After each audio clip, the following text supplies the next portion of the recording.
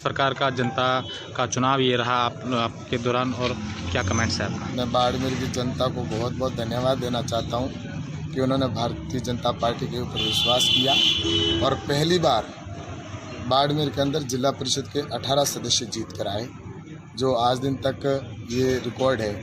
तो मैं सोचता हूं कि जनता ने जिस तरह से विश्वास दिया, उसके विश्वास के ऊपर हमारे जो जनप्रतिनिधि जीते हैं, चाहे वो जिला परिषद सदस्य हैं, चाहे वो पंचायत समिति सदस्य हैं, वो जनता की अपेक्षाओं के ऊपर खरा उतरेंगे। और आने वाले समय के अंदर जो राजस्थान में सरकार हमारी नहीं है, लेकिन उसके बावजूद भी वो डटकर सामने खड़े होकर जो भी जनता की समस्या है उसका समाधान कराएंगे।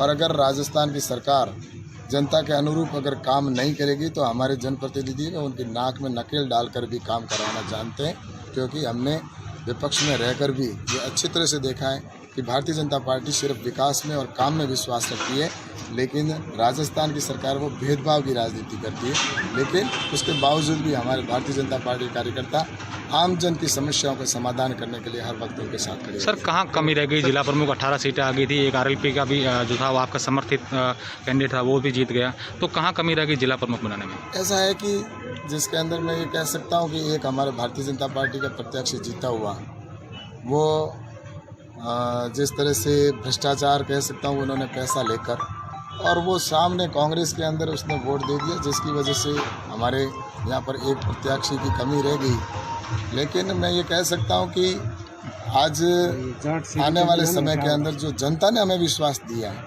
उसके लिए मैं बाड़मेर की जनता को बहुत बहुत धन्यवाद देना चाहता हूँ। सर, क्या कहेंगे?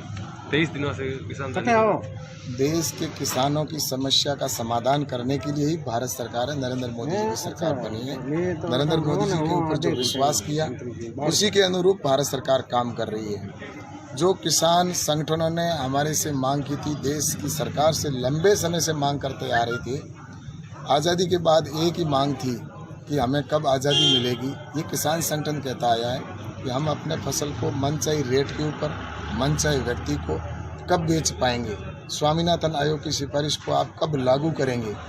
और स्वामीनाथन आयोग की सिफारिश में यही बिल में जो हमने पास किया वही वो चीज़ें हैं, और किसानों के जो मांग थी उस मांग को पूरा किया गया इस बिल के माध्यम से। अब किसान अपनी मनचाही स्थान पर मनचाही व्यक्ति को और मनचाही रेट के ऊपर बेच पाएगा। किसान को ये बिल है वो आज़ादी देने वाले हैं, और एक जो किसान की फसल है उस फसल को वो बोने से पहले कॉन्ट्रैक्ट फार्मिंग के माध्यम से वो रेट तय कर पाएगा कि मेरी फसल को मैं किस रेट के अंदर बेचूंगा।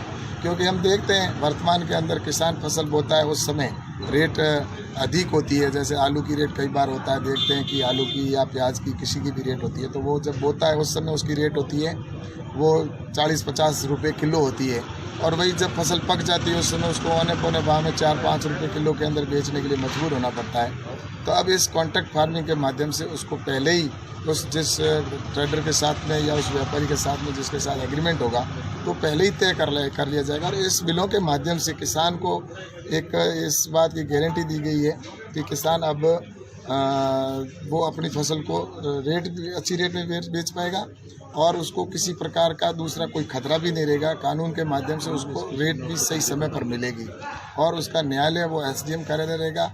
ज़मीन से संबंधित इसमें किसी प्रकार का करार नहीं होगा, इसमें जो समझौता होगा वो सिर्फ फसल का समझौता का करार होगा। तो ये किसान की फसल के लिए ही करार किया गया, एग्रीमेंट किया इसमें किया जाएगा। ये किसानों के हित के बिल है, और निश्चित रूप से आने वाले समय में किसान आत्मनिर्भर बनेगा।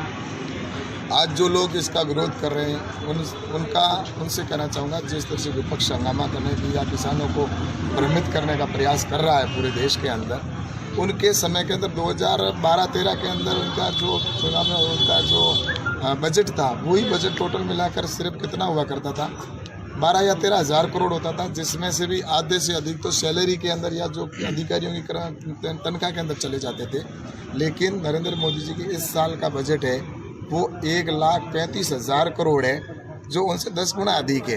इसलिए प्रधानमंत्री जी की सोच एक ही है कि देश के किसान को आत्मनिर्भर बनाएं। उस दिशा के अंदर प्रधानमंत्री जी की सरकार काम कर रही है। लेकिन कुछ राजनीतिक रोटियां सेकने वाले लोग या किसान के कंधे पर बंदूक रखकर निशाना साधने वाले लोग किसानों को भ्रमित करने का प्रयास कर रहे हैं। लेकिन देश का किसान है वो इस बात को समझ चुका है, और आज देश भर से किसान आकर धन्यवाद भी दे रहे हैं कि ये बिल है, ये एक बहुत अच्छा बिल है। और इसलिए मैं ये कह सकता हूँ कि आने वाले समय में इस किसान के बिल से ही किसान के देश का किसान है वो आत्मनिर्भर बनेगा, और देश का किसान आत्मनिर्भर बनेगा तभी हमारा भारत। सर, राजस्थान सरकार को 2 साल हो चुके हैं, उनके नेता है, मंत्री है, वो जश्न मना रहे हैं और आपसी घमासान भी कांग्रेस के अंदर चल रहा है, तो क्या आगामी संकेत नजर आ रहे हैं आपकी दृष्टिकोण से? जश्न मनाने जैसी तो उनकी कोई मुझे ऐसी विशेषता दिखी नहीं, क्योंकि इन्होंने जो वादे किए थे जनता से वो तो ये पूरा कर नहीं पाए। इन्होंने कहा था कि हम अगर सत्ता में आए तो किसानों का संपूर्ण कर्जा माफ़ करेंगे, इन्होंने किसानों का संपूर्ण कर्जा माफ़ नहीं किया। इन्होंने युवाओं से कहा था कि हम 3500 रुपये बेरोजगारी भत्ता देंगे, लेकिन एक भी किसी युवा को बेरोजगारी भत्ता दिया नहीं। इसलिए झूठ मूठ की सरकार है। और इन्होंने आज देखा होगा इस प्रदेश के अंदर लॉ एंड ऑर्डर की स्थिति बिगड़ी हुई है, बहन बेटियां रात को घर से बाहर निकल नहीं सकती, ऐसी स्थिति बनी हुई है। और इन्होंने तो सिर्फ विकास के नाम पर जो पिछली भारतीय जनता पार्टी की सरकार, जो वसुंधरा जी की सरकार थी, उसके समय में जो काम किए हुए हैं उन कामों के फीते काटना या उनका उद्घाटन करना, इसके अतिरिक्त इन्होंने कोई नया काम भी प्रदेश के अंदर सैंक्शन नहीं करवाया।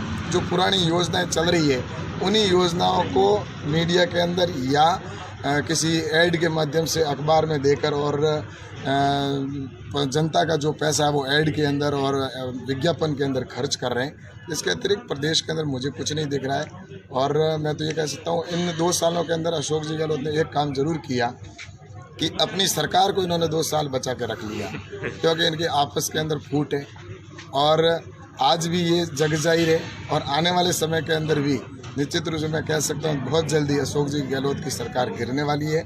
और ये जनता भी समझ चुकी है कि अशोक जी गहलोत ने सिर्फ वादे झूठे किए थे और वो अभी उस वादों को पूरा नहीं कर पाए। और आने वाले समय के अंदर आज आपने देखा होगा कि पंचायती राज के चुनाव में भी जनता ने भारतीय जनता पार्टी के पक्ष में मतदान किया और आने वाले लोकसभा विधानसभा के चुनाव के अंदर भी निश्चित रूप से भारतीय जनता पार्टी जीतेगी। सर, क्या सरकार राजस्थान की गिर रही है तो क्या आप भारतीय जनता पार्टी की सरकार बनेगी? ये अपने खुद के कर्मों से ही गिरेंगे, क्योंकि इनकी आपस की फूट है। भारतीय जनता पार्टी को इससे कोई लेना देना नहीं है, क्योंकि अशोक जी गहलोत हैं, उनको अपने विधायकों पर भी भरोसा नहीं है। कभी इस होटल में डाल रहे हैं, कभी दूसरी होटल में ले जा रहे हैं। तो अभी भी जैसा कि इनके एक मंत्री या दूसरा मंत्री अगर साथ में गाड़ी में बैठ जाता है तो उसके ऊपर भी उनको ऐसा लगता है कि जिस तरह से कि कोई अभी हमारी सरकार आज ही गिरने वाली है।